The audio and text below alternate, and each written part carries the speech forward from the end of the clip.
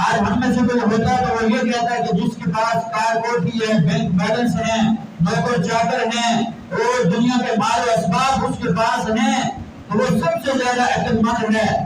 سرکار عالم صلی اللہ تعالیٰ علیہ وسلم نے ارشاد فرمایا سب سے زیادہ عقل مند انسان وہ ہے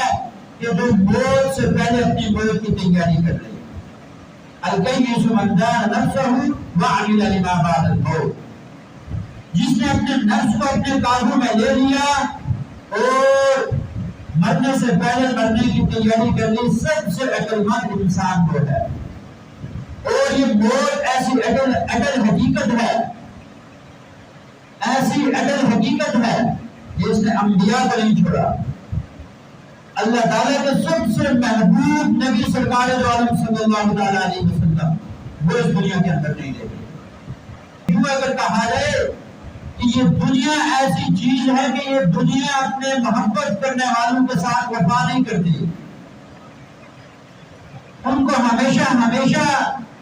اپنے ساتھ رہنے کی اجازت یہ دنیا کو نہیں دیتی۔ آخر جانا ہے ایک نے ہے، موت ہر ایک کے ساتھ لگی ہے۔ سرکار دو عالم صلی اللہ تعالیٰ علیہ وسلم نے صحابہ اکرام سے پوچھا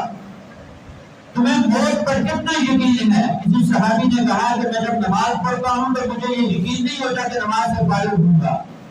کسی صحابی نے کہا کھانا کھانا شروع کرتا ہوں اور مجھے یقین نہیں ہوتا کہ میں کھانا کھا کر فارغ ہوں گا۔ سرکار دو عالم صلی اللہ تعالیٰ علیہ وسلم نے ارشاد فرمایا کتنی لمبی امیدیں آپ لگا کر بیٹھے ہیں، میں تو جب آنکھ جھپکتا ہوں آنکھ میری کھلتی ہے تو مجھے یقین نہیں ہوتا کہ یہ میری آنکھ دوبارہ بند ہو سکے گی یا نہیں، میری آنکھ بند ہوتی ہے تو مجھے یہ یقین نہیں ہوتا کہ دوبارہ میں آنکھ کھول سکوں گا یا نہیں۔ موت اتنی نزدیک ہے اور ہر شخص کے ساتھ لگی ہوئی ہے۔ اللہ تعالیٰ ارشاد فرماتے ہیں الذی خلق الموت والحیاۃ لیبلوکم ایکم احسن عملا، میں نے موت اور زندگی کی جو ایک کشمکش رکھی ہے، یہ جو زندگی رکھی ہے اور اس کے ساتھ موت کو رکھا ہے اس لیے کہ تاکہ میں دیکھوں کہ تم میں سے کون اچھے اعمال کر کے آتا ہے۔ یہ یوں ہی نہیں ہے کہ تم دنیا کے اندر گئے اور دنیا کے اندر زندگی گزار کر تم واپس آ گئے، تم سے کوئی پوچھا نہیں جائے گا، نہیں۔ الف لام میم احسب الناس ان یترکوا ان یقولوا آمنا وهم لا یفتنون، صرف اگر تم یہ کہو کہ دنیا کے اندر ہم نے کلمہ پڑھ لیا بس آگے کوئی اور زندگی نہیں ہے، کوئی آگے معاملات نہیں ہے، تو تم سے بڑا بیوقوف انسان کوئی نہیں ہے۔ یہ موت اٹل حقیقت ہے جس کا انکار آج تک کسی نے نہیں کیا۔ اللہ کا انکار کرنے والے آئے دہریے، رسولوں کا انکار کرنے والے آئے، شریعت کا انکار کرنے والے آئے، لیکن موت ایسی اٹل حقیقت ہے، نہ کسی کافر نے، کسی یہودی نے، کسی عیسائی نے، کسی بدھ مذہب نے اور کسی مذہب والے نے اس موت کا انکار آج تک نہیں کیا۔ یہ اٹل حقیقت ہے۔ ایک دن اعلان ہوتا ہے فلاں محلے میں ایک شخص ہے وہ بیمار ہے، اس کا مرض اتنا بڑھ گیا کہ کوئی وہ لا علاج ہے، کسی کے پاس کوئی دوائی ہو، کوئی ڈاکٹر ہو، کوئی حکیم ہو، پھر ڈاکٹروں کو بلایا جاتا ہے، حکیم کو بلایا جاتا ہے اس علاج کے لیے، پھر اعلان ہوتا ہے کہ یہ اس کا مرض اتنا بڑھ گیا ہے کہ اب لا علاج ہے، اب علاج نہیں ہو سکتا۔ پھر اس کے بعد یہ کمزور ہوتا ہے، پھر اعلان ہوتا ہے کہ آج اس کی زبان بند ہو گئی، زبان لڑکھڑا رہی ہے، اس نے وصیت نامہ لکھ کر اپنے پاس رکھ دیا ہے، اس نے اپنے مال و اسباب کا سب کا حساب کتاب کر کے اپنے پاس رکھ لیا ہے۔ پھر اعلان ہوتا ہے کہ آج اس کا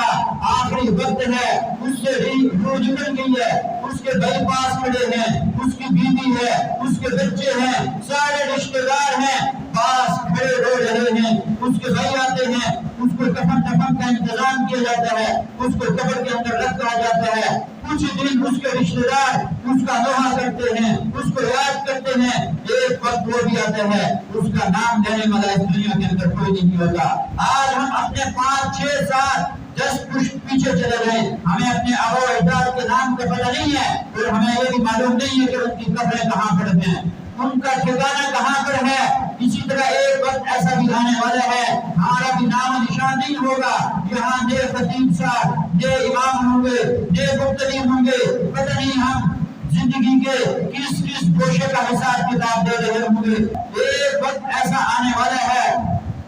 ایک وقت ایسا آنے والا ہے کہ سارے لوگ دفتروں کی طرف بھاگ رہے ہوں گے، صبح اٹھیں گے دفتروں کی طرف بھاگ رہے ہیں، کوئی لوگ اپنی گاڑیاں نکال رہے ہیں، کوئی اپنے بائک کو تیار کر رہے ہیں، کوئی اپنے بچوں کو اسکول بھیجنے کے لیے تیار کر رہے ہیں۔ ماں نے اپنا لقمہ ہاتھ کے اندر اٹھایا ہے اپنے بچے کو دینے کے لیے، وہ کھڑی ہے، اور ماں اپنے برتن سے وہ مکھن کا وہ پیڑا نکال رہی ہے اور وہ تیار ہے۔ ادھر کسان اپنے کھیتوں کے اندر چلے گئے ہیں، انہوں نے ہل چلانا شروع کیا، ہل کی لگام کو پکڑا ہے، اور ادھر دانا ڈالنے والے اپنے دانوں کو ہاتھ کے اندر لے کر وہ زمین کے اندر بکھیرنے والے ہیں۔ سارے انتظار میں ہیں، اچانک اعلان ہوگا اور سود پھونکا جائے گا۔ وہ لقمہ جو اس ماں نے اٹھایا تھا بچے کے منہ تک لے جانے کے لیے، وہ ادھر ہی رہ جائے گا۔ وہ کسان کہ جس نے ہل چلانے کے لیے وہ ہل کو پکڑا تھا، وہ ادھر رہ جائے گی، وہ ہل ادھر گرے گا، وہ بیل ادھر بھاگیں گے۔ یہ دانا اٹھانے والے، دانا پھینکنے والے، اس کے دانے اس کے ہاتھ کے اندر بھی رہ جائیں گے۔ یہ دفتروں کی طرف بھاگنے والے، یہ دفتروں کی طرف نہیں پہنچ سکیں گے۔ یہ دفتروں میں صفائی ہو رہی ہے، تنچیاں ہو رہی ہیں، ابھی صاحب آئیں گے، وہ محلات کو سجایا جا رہا ہے، شہری محلات بنائے جا رہے ہیں، لیکن اچانک اللہ تعالیٰ کی طرف سے ایک اعلان ہوگا، اذا الشمس كورت، اذا السماء انفطرت، واذا الكواكب انتثرت، اذا زلزلت الارض زلزالها واخرجت الارض اثقالها وقال الانسان ما لها القارية ما القارية وما ادراك ما القارية هل اتاك حديث الغاشية۔ میرا اللہ اعلان کرے گا، یہ ساری انسانیت ختم، اس وقت کوئی بھی اس دنیا کے اندر کوئی بھی نہیں بچے گا۔ انبیاء، شہداء، صالحین اور اللہ کے برگزیدہ بندے، اولیاء، کوئی بھی اس دنیا کے اندر نہیں بچے گا، صرف رب کے وہ چار فرشتے کہ جنہیں رب کے عرش کو تھامے رکھا ہے، اور وہ بڑے چار فرشتے اسرائیل، میکائیل، اسرافیل، یہ چار فرشتے وہاں پر ہوں گے۔ اللہ تعالیٰ اعلان کرے گا اور اسرائیل سے پوچھے گا آج کون باقی ہے؟